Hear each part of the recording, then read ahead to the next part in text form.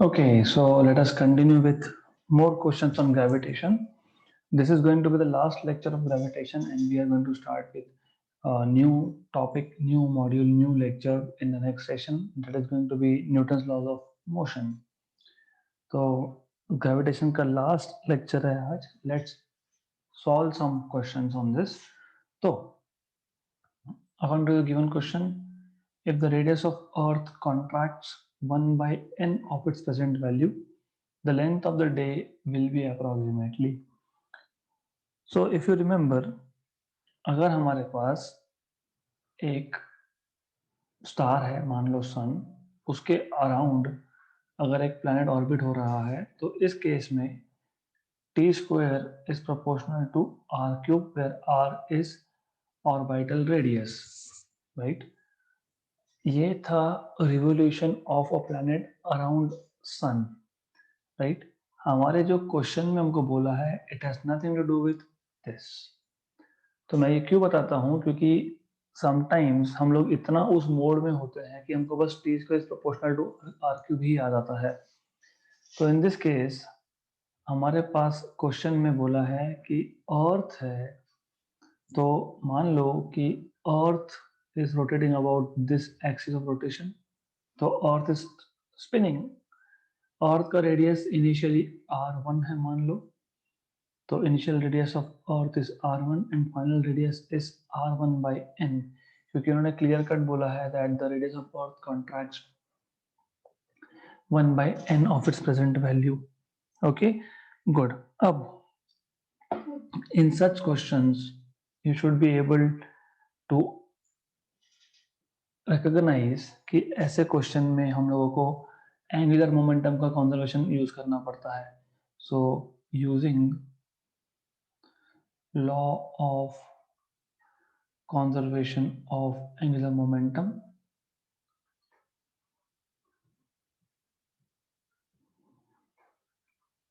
it tells us that initial angular momentum is equal to final angular momentum. और हमको पता है angular momentum is mvr, but जब एक बॉडी रोटेट हो रहा होता है तो एंगुलर मोमेंटम हम लोग लिखते हैं इन terms of moment of inertia. अब मोमेंट ऑफ इनर्शिया क्या है पहले वो समझ लेते हैं. देखो, हमको Newton's second law, first law of motion हमको याद है. Every body remains in a state of rest or in uniform motion unless it is acted upon by some external unbalanced force. अगर एक बॉडी रेस्ट पे है तो rest पे रहेगी.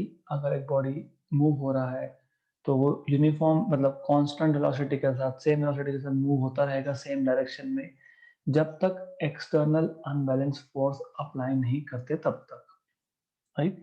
तो क्वेश्चन ये आता है, what is stopping the body to change in its state. Rest मतलब एक state, motion with constant velocity मतलब एक स्टेट. तो कौन रोक रहा है वेलोसिटी चेंज करने से, राइट. तो mass is that quantity which is resisting, which is opposing any change of state, और उस मास को हम लोग बोलते हैं इनर्शिया. फिर हम लोग बोलते हैं inertia is a tendency of body which resist any change in the state of the body. तो लीनियर मोशन में स्टेट को चेंज करने वाला जो क्वांटिटी होता है दैट इज मास. और इसलिए हम लोग फर्स्ट लॉ ऑफ मोशन को बोलते हैं law of inertia as well. By the way, अब हमारे पास लीनियर मोशन तो है नहीं, हमारे पास अर्थ है which is rotating, correct. Good. तो अर्थ के रोटेशन की स्पीड को चेंज करना होगा, तो यहाँ पे भी एक क्वांटिटी होती है जैसे लीनियर मोशन में होती है इनर्शिया. यहाँ पे हम लोग बोलते हैं moment of inertia denoted by I. इसको रोटेशनल इनर्शिया या फिर मोमेंट ऑफ इनर्शिया बोलते हैं. आपको याद होगा मोमेंटम, लीनियर मोशन में मोमेंटम मास इनटू वेलोसिटी होता है. तो एंगुलर मोशन में मोमेंटम, लीनियर मोमेंटम की जगह पे एल, पी की जगह पे एल, मास की जगह पे इनर्शिया, क्योंकि मैंने अभी भी बताया रोटेशनल इनर्शिया और मास दे आर एनालॉगस क्वांटिटी, और लीनियर वेलोसिटी की जगह पे एंगुलर वेलोसिटी. तो हमको पता होना चाहिए that angular momentum can be written as I omega. तो I initial omega initial equal to I final omega final. अब ये जो रोटेशनल इनर्शिया है, मतलब ये जो मोमेंट ऑफ इनर्शिया है, this moment of inertia I depends on body to body, मतलब डिस्क के लिए अलग वैल्यू, रिंग के लिए अलग वैल्यू, हॉलो स्पीयर, पोकल स्पीयर के लिए अलग, सॉलिड स्पीयर के लिए अलग। गुड। तो अगर रेडियस यहाँ पे r है, राइट, तो सॉलिड स्पीयर के लिए मोमेंट ऑफ इनर्शिया होता है, रोटेशन इनर्शिया होता है 2/5 mr², राइट। तो हम यहाँ पे करेंगे, I की वैल्यू डालेंगे 2/5 mr initial square equal to 2 अच्छा, ओमेगा लिखना रह गया, ओमेगा इनिशियल। तो मैंने सिर्फ I की जगह पे 2/5 mr² लिखा। 2/5 mr² ही क्यों लिखा, क्योंकि वो बॉडी के शेप पे डिपेंड करता है, बॉडी यहाँ पे सॉलिड स्फीयर है इसलिए। तो I final is 2/5 mr final square omega final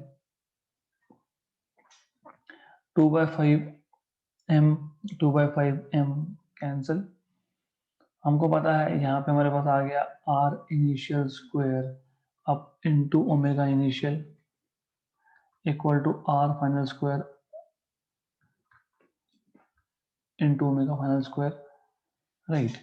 अब व्हाट वी नो इज, ये जो ओमेगा है this is 2 pi time period, 2 pi time period initial, r final square equal is into 2 pi time period final, right.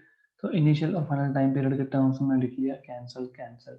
हमको final time period find करना है, तो t final is equal to r final upon r initial square into t initial.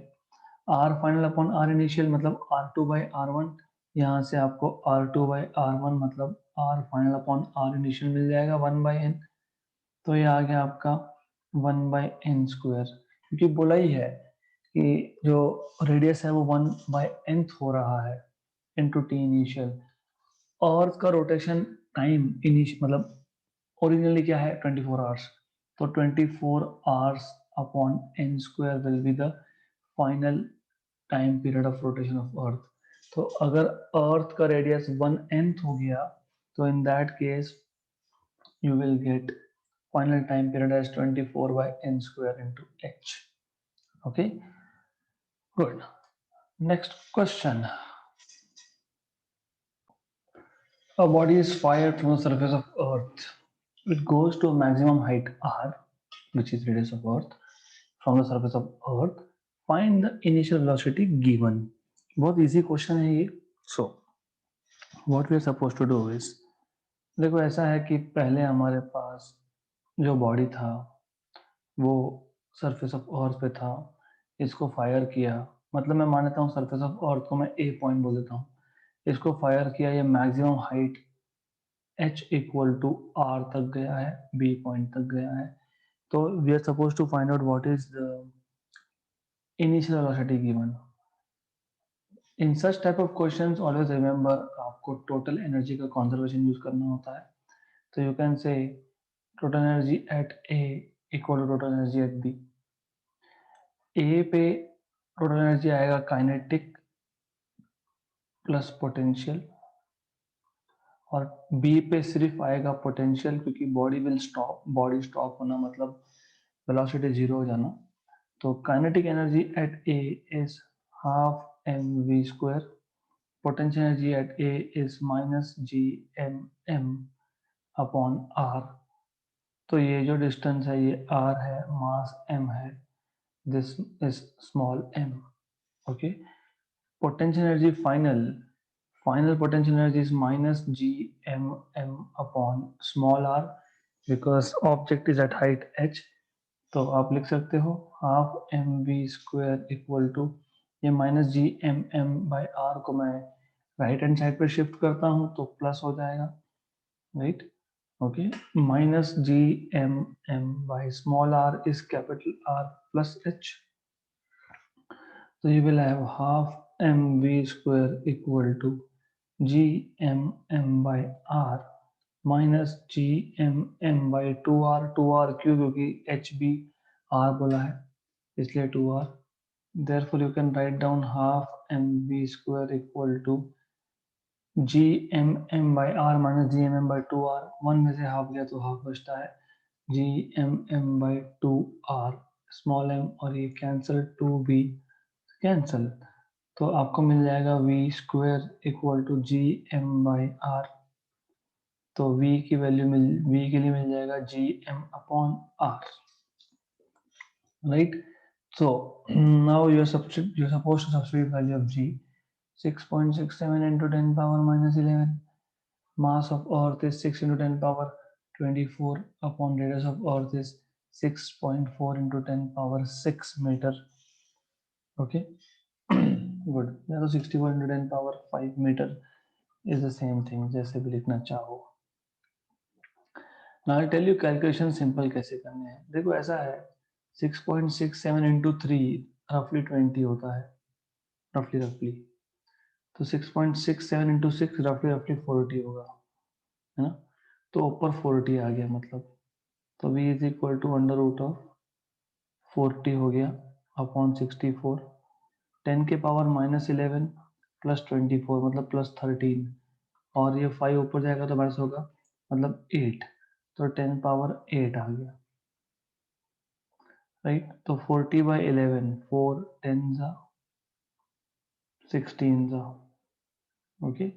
10 by 16 that is root of 10, 16 मतलब 4, और 8 10 power 8 का root मतलब 10 power 4, right, good. तो अब रूट ऑफ 10, अगर पाई का स्क्वायर रफली 10 ले सकते हो तो रूट ऑफ 10 रफली पाई क्यों ले सकते हैं, मतलब रफली 3.14 by 4 into 10 power 4, 3 by 4 is 0.75, है ना। 3 बाई 4 इज 0.75, लेकिन ऊपर 3 से बड़ा नंबर है, तो ओवरऑल नंबर आएगा 7.5 से बड़ा, मतलब 0.79 इंटू 10 पावर 4, तो 7.9 इंटू 10 पावर 3 मीटर पर सेकेंड, मतलब 7.9 किलोमीटर पर सेकेंड। तो कैलकुलेशन बहुत इजी है, 6.67 इंटू 6 इज 40, 40 बाई 64 हमने किया है, और फिर हमने सिर्फ कैलकुलेशंस किए हैं, and then you get 7.9 as the answer. ऐसे क्वेश्चंस में आपको हमेशा always you are suppose to apply law of conservation of energy, total energy at one place equal to total energy at other place. Next question. Energy required to move a body of mass m from an orbit of radius 2r to 3r is, तो ऐसा है कि हमको हमारे पास ये एक let us से अर्थ है ये, और अर्थ से सम हाइट 2r पे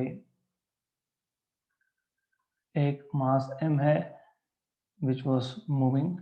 अब इसको हमको 2r से 3r तक ले जाना है। We want to move this object which was at radius 2r to radius 3r, तो हमको 3r रेडियस पे ले जाना है। तो they are asking us how much is the energy required. Energy required is equal to difference in potential energy, क्योंकि जब आप एक हाइट से दूसरे हाइट पे ऑब्जेक्ट को ले जाते हो तो क्या चेंज होता है, पोटेंशियल एनर्जी, राइट। तो energy required to move, energy required to move a body of mass m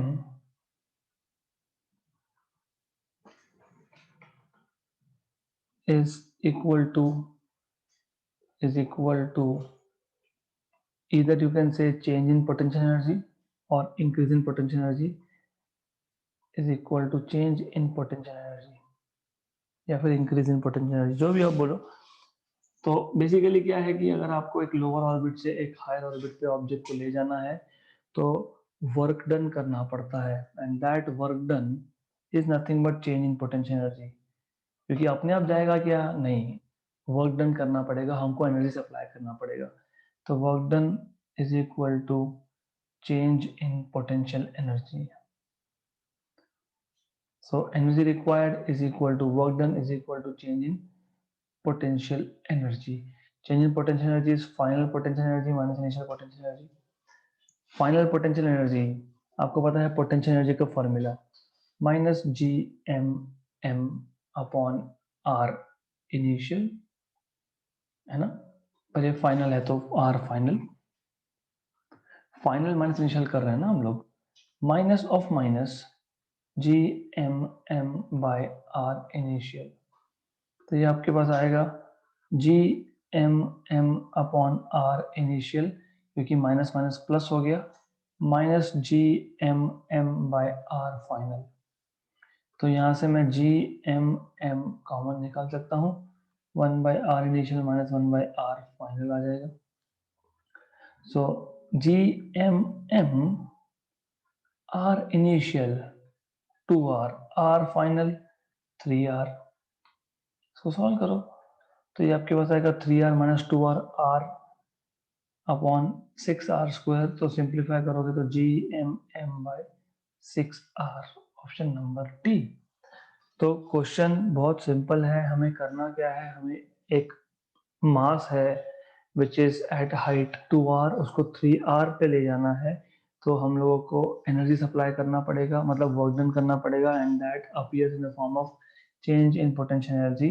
तो final potential energy minus initial किया है, initial orbit radius is 2r, final is 3r. After substituting values you get gmm by 6r. Okay, easy question है। Next question, if mass of earth is capital M, radius is capital R, and gravitational constant is capital G, then the work done to take 1 kilogram mass from earth surface to infinity। ये exactly पिछले question जैसा है। अब हमको सिर्फ वहां पे क्या था कि 2r ऑर्बिट से 3r पे ले जाना है, यहाँ पे 1 किलोग्राम मास को अर्थ की सरफेस से इंफिनिटी पे ले जाना है। मतलब you want to throw this object, object यहाँ पे है, यहाँ से इंफिनिटी पे ले जाना है। तो you want to take at infinity, मतलब बी पॉइंट जो था it is at infinity, and A point जो था वो सरफेस पे था। तो यहाँ पे वही करेंगे, टोटल एनर्जी एट सरफेस मतलब at point A equal to total energy at infinity मतलब point B. Total energy at surface is kinetic energy at surface plus potential energy at surface, and total energy is nothing but just kinetic energy at infinity. क्यों? क्योंकि जब object infinity पे चला गया मतलब वो अर्थ की ग्रेविटेशनल फील्ड के बाहर चला गया। अगर वो अर्थ की ग्रेविटेशनल फील्ड के बाहर चले गया है तो उसका पोटेंशियल एनर्जी नहीं होगा, क्योंकि potential energy depends on 1 upon distance. तो डिस्टेंस इंफिनिटी मतलब पोटेंशियल एनर्जी जीरो। तो ऐसे क्वेश्चंस में आपको हमेशा आप देखोगे कि आप एनर्जी कंजर्वेशन का लॉ यूज कर रहे हो। सो हमको पूछा है वर्क डन, राइट? तो वर्क डन करना है तो basically what I do is instead of doing all this मैं सीधा सीधा लिख देता हूँ, है ना। ये एक मेथड था लेकिन उससे इजी मेथड एग्जिस्ट करता है, दैट इज दिस। हमको अभी अभी देखा हमने कि work done is nothing but change in potential energy.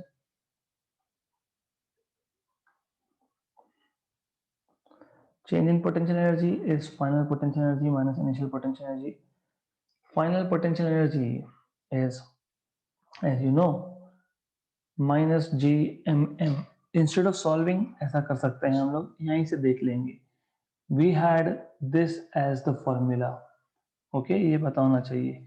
तो we have G M M 1 upon R initial minus 1 upon R final, right.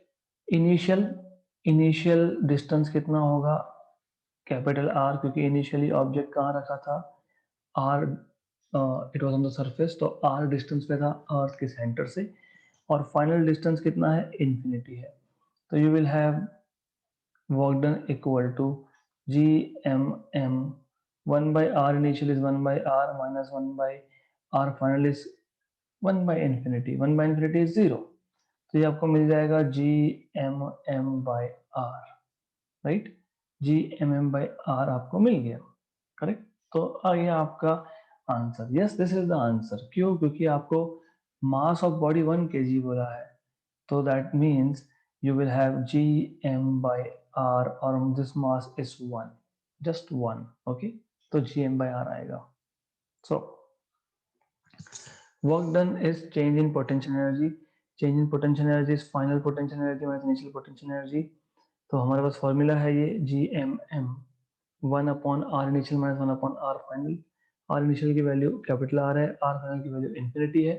तो substituting the values of r initial and r final, you get gmm by r, but small mass m की value 1 kg है, तो you get gm by r. Next question. In planetary motion, the aerial velocity of position vector of planet depends on angular velocity and the distance of the planet from the sun r. If so, the correct relation for aerial velocity is. तो basically ये question हम लोगों ने theory classes में किया था. If you remember Kepler's का second law of planetary motion, it tells you that, मैं ड्रॉ ही कर देता हूँ, it tells you that the sun is at one of the focus and the planet is moving in elliptical orbit, and if you draw a line joining sun and the planet, this line sweeps equal areas in equal interval of time. Okay, तो ये जो line है, मैं इसको vector बोल देता हूँ. ये जो वेक्टर है जो सन से तो प्लैनेट तक हमने ड्रॉ किया है, आर वेक्टर. ये आर वेक्टर जो है ये इक्वल टाइम में इक्वल एरियाज कवर करेगा.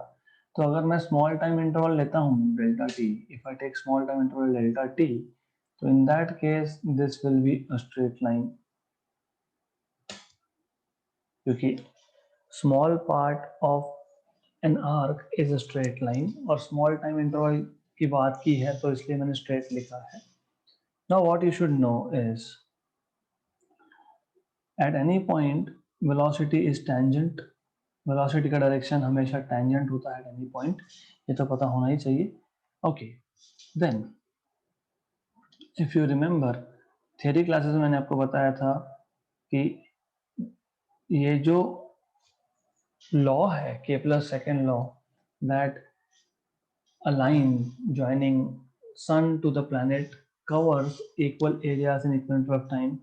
It is because of the fact that angular momentum is conserved, मतलब L is constant.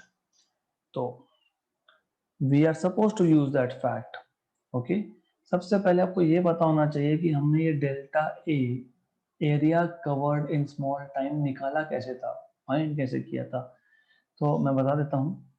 बेसिकली ये जो वेक्टर है ये आर बार है, और ये जो वेक्टर है, this vector over here is V bar delta T.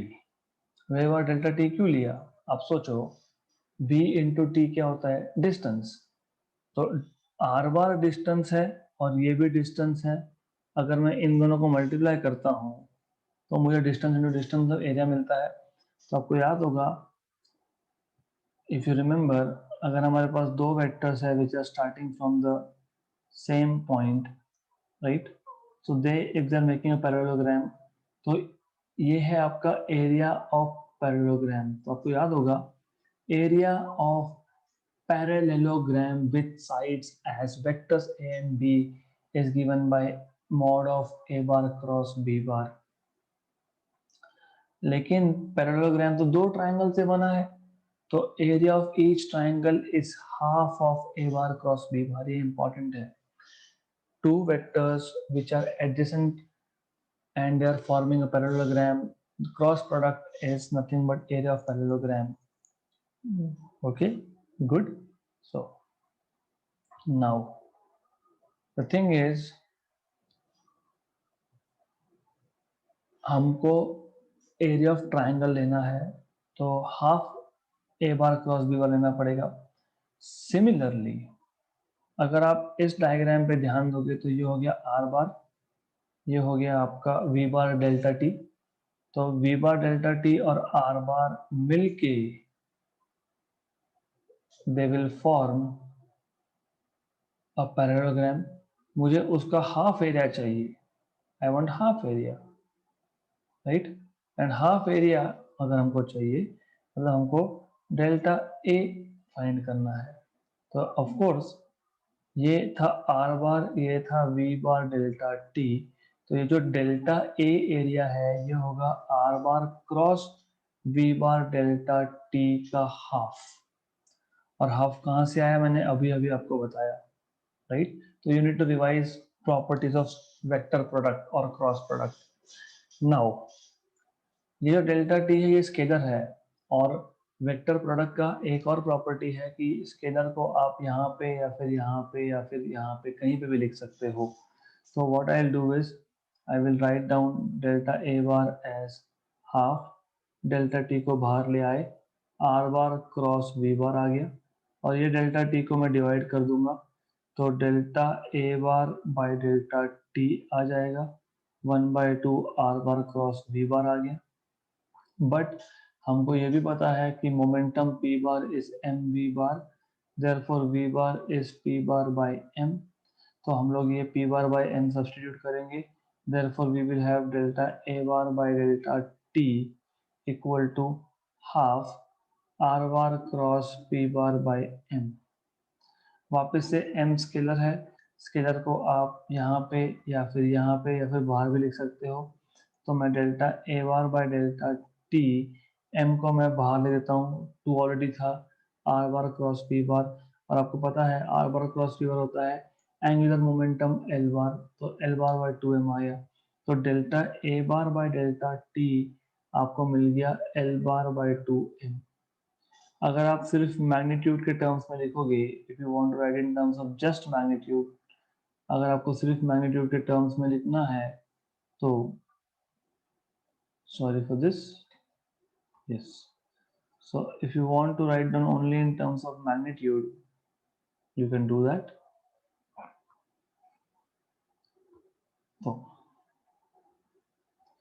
तो मैं लिख सकता हूँ delta A by delta T, या फिर मैं इसको D A by D T भी लिख सकता हूँ, that is L by 2m। L क्या होता है, एम वी आर होता है, और v क्या होता है, आर ओमेगा होता है, एम एम तो कैंसिल हो गया, v होता है आर ओमेगा, और एक r था ही तो आर स्क्वायर ओमेगा बाई 2, मतलब D A by D T is proportional to R square omega, option number C. Okay, तो यू हैव, हमने क्या किया, हमने पहले एरिया वेक्टर निकाल लिया। कैसे निकाला, क्रॉस प्रोडक्ट से। फिर we have proved that delta a bar by delta t is L bar by 2m। तो mod of delta a by delta t मतलब magnitude is L by 2m, and then you just have to substitute values। L मतलब mvr, ऊपर एक m था नीचे एक m था, cancel हो गया, vr, v is r omega तो r square ओमेगा by 2 आया। तो dA by dt is proportional to r square omega, option number C। Next question, the Earth's radius is capital R and acceleration due to gravity at its surface is g. If the body of mass m is sent to height r by 4 from the Earth's surface, the minimum speed with which the body must be thrown to reach a height of r by 4 above the Earth's surface। मतलब question बहुत simple है। Question में ऐसा बोला है कि हमारे पास एक बॉडी है जो अर्थ के सरफेस पे था, we are throwing it up so that it reaches to a height of r by 4। मैं बोलता हूँ ये पॉइंट ए है, ये पॉइंट बी है, राइट। तो what should be the velocity, मतलब what should be the value velocity so that it reaches r by 4। हमारे पास एक ऑब्जेक्ट है अर्थ के सरफेस पे, हम उसको ऊपर फेंक रहे हैं, वो some height h which is r by 4 तक जाना चाहिए। तो r by 4 तक जाने के लिए मिनिमम वेलोसिटी क्या होना चाहिए, this is what they are asking you. तो मैंने बताया आपको ऐसे टाइप के क्वेश्चन में आपको हमेशा ऑलवेज एंड ऑलवेज आपको कंजर्वेशन ऑफ एनर्जी अप्लाई करना होता है। तो you have to apply conservation of energy. तो आप वापस बोल सकते हो total energy at A equal to total energy at B. Total energy at A is half M V square और पोटेंशियल एनर्जी इज, देखो total energy is kinetic plus potential. Kinetic कितना, half M V square. Potential कितना, minus G M M by R, क्योंकि initially object कहाँ था, surface पे, तो R equal to total energy at B. Total energy at B, object maximum height पे B point पे जाके रुक गया, मतलब काइनेटिक एनर्जी जीरो हो गया, मतलब whatever energy the body has it's only potential, right. तो ये आएगा minus G M M by capital R plus H, right. तो ये आपको मिल जाएगा half M V square equal to G M M by R minus, क्योंकि वो शिफ्ट हो गया तो प्लस हो गया, minus G M M by R plus H is R by four. तो आपको मिल जाएगा this as half M V square equal to G M M by R minus G M M by R plus R by four is five R by four.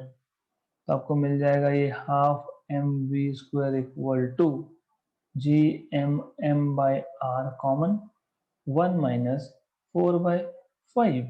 तो ये मिल जाएगा आपको, मैं M M cancel कर लेता हूँ, तो V square by two equal to G M by R, one minus four by five is one by five, one by five. तो वी स्क्वायर मिल जाएगा हमको two by five G M by R. तो v मिल जाएगा हमको under root of two by five G M by R. ऐसा option होना चाहिए। अच्छा बाय द वे ऐसा ऑप्शन नहीं है मतलब है, but we have to make one simple modification, मतलब और एक substitution. What I am saying is, आपको याद होगा g is equal to G M by R आता है, आर स्क्वायर आता है, राइट। तो यहाँ से हमको मिल जाएगा G M equal to G R square. तो मैं क्या करूंगा, I will substitute this as 2 by 5 gm is gr square by r, cancel cancel, therefore you will have v equal to under root of 2 by 5 gr। ये आ गया आपका option number A, 2 by 5 gr, this is what you have। all right, good। next question,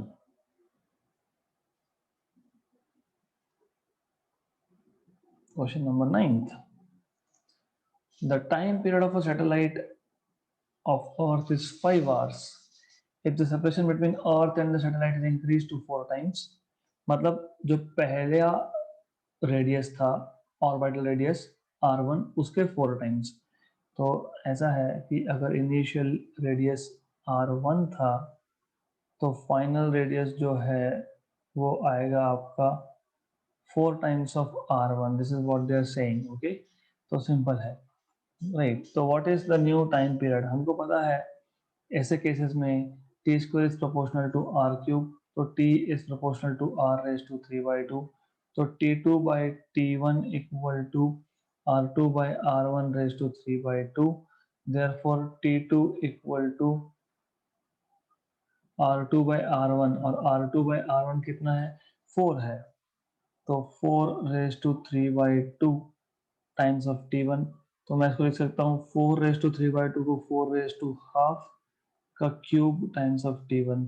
four का square root two, two का cube eight, eight times of T one, eight into five, क्योंकि T one was five, मतलब 40 hours. तो option number ए आएगा वापस से। तो कुछ नहीं है, यहाँ पे सिर्फ आपको T square is proportional to R cube ये यूज करना था, एंड डन, सिंपल सिंपल।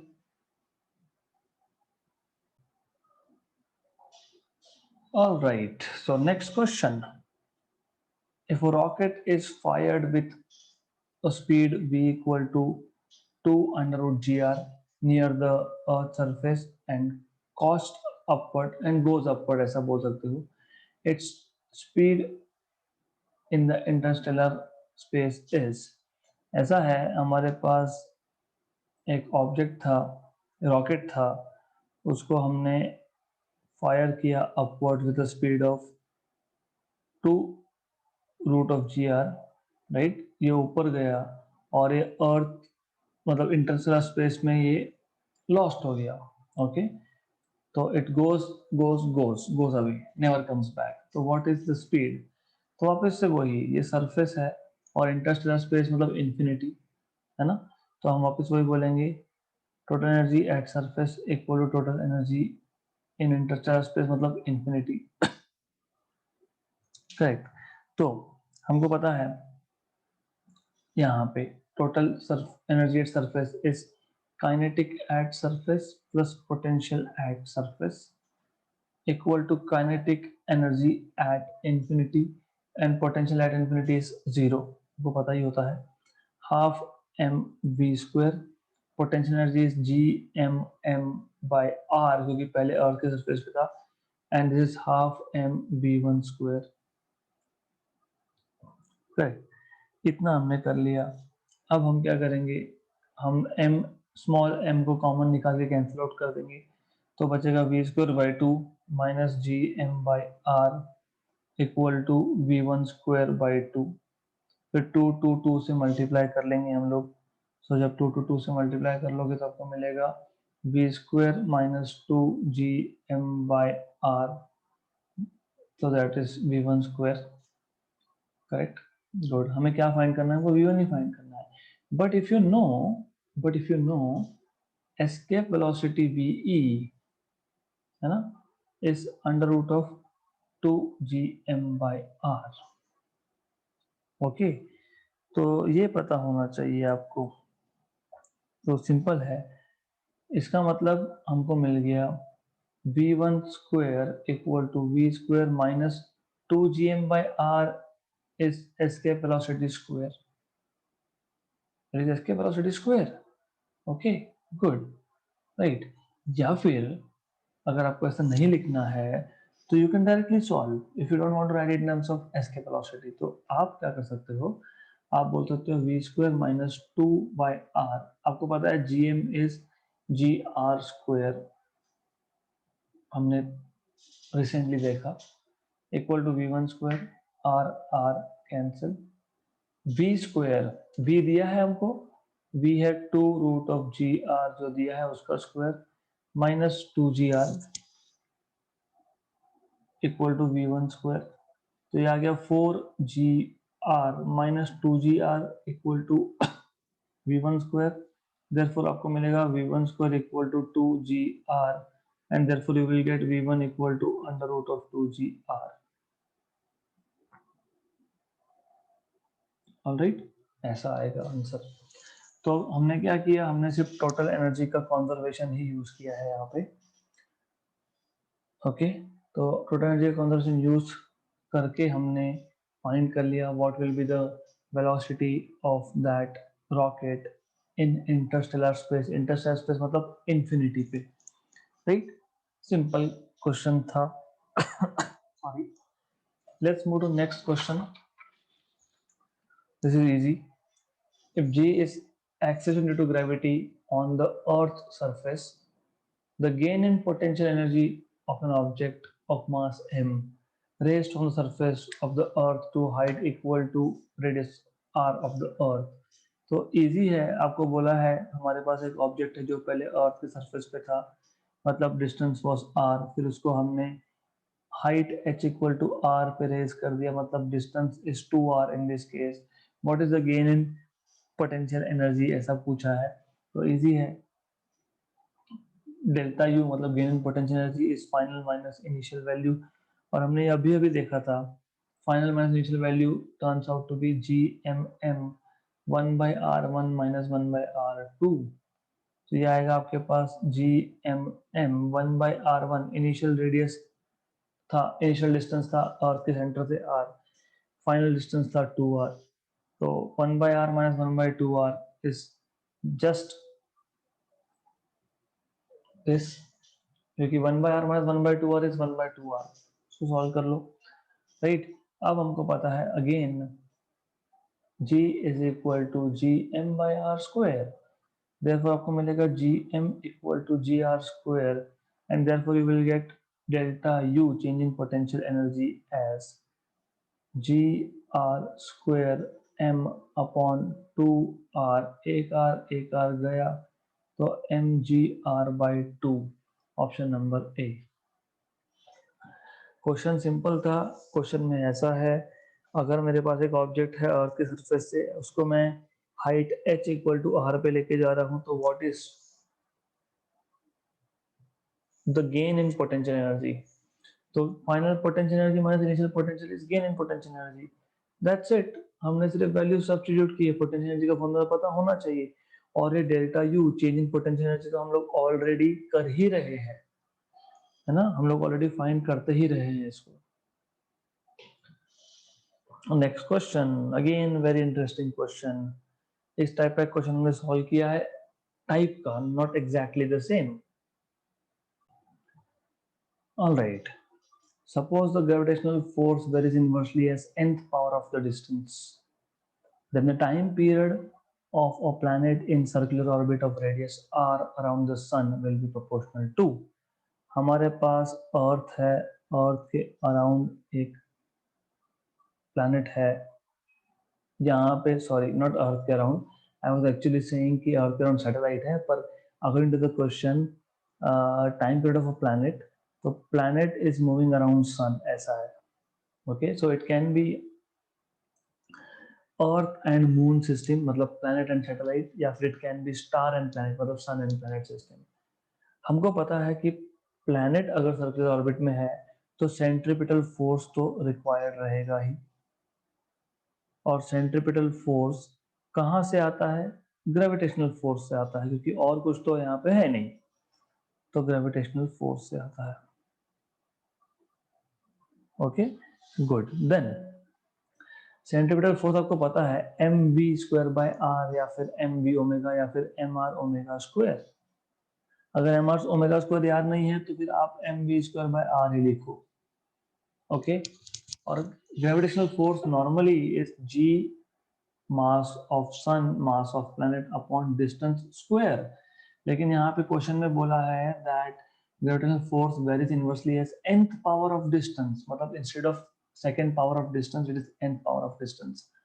ये m और ये m cancel, v is r omega, तो r square omega square upon r, एक कैंसल एक कैंसल, तो G m by R N. हमें क्या बोला है? Time period. तो मैं ये जो ओमेगा है इसको 2 पाई बाय टाइम पीरियड लिखता हूँ, उसको स्क्वायर करता हूँ, it is G M upon R raise to N into R. तो ये आपको मिलेगा 4 pi square upon T square equal to G M upon R raise to N plus 1, right. 4 pi square constant, G M भी constant, इसका मतलब ये होता है कि T square is proportional to R raise to N plus 1, मतलब T is proportional to R raise to N plus 1 by 2। तो in short option number B, सिर्फ हमने स्मॉल आर यूज किया, उन्होंने कैपिटल आर बोला है, दैट्स इट। कोई फर्क नहीं पड़ता स्मॉल और कैपिटल आर लिखना। तो आइडियली क्या होता है कि centripetal force is equal to gravitational force, वो तो ठीक है, लेकिन gravitational force is G M M by R square. But इस क्वेश्चन में gravitational force is proportional to, inversely proportional to nth power of distance बोला है, तो G M M upon R raise to N ऐसा आएगा, right. Then it is simple, हम सिर्फ simplify करते गए और सॉल्व करते गए और आंसर आ गया। Next question, a Saturn year, this is Saturn, this is not Saturn, it is not Saturn, it is Saturn. So a Saturn year is 29.5 times the Earth year.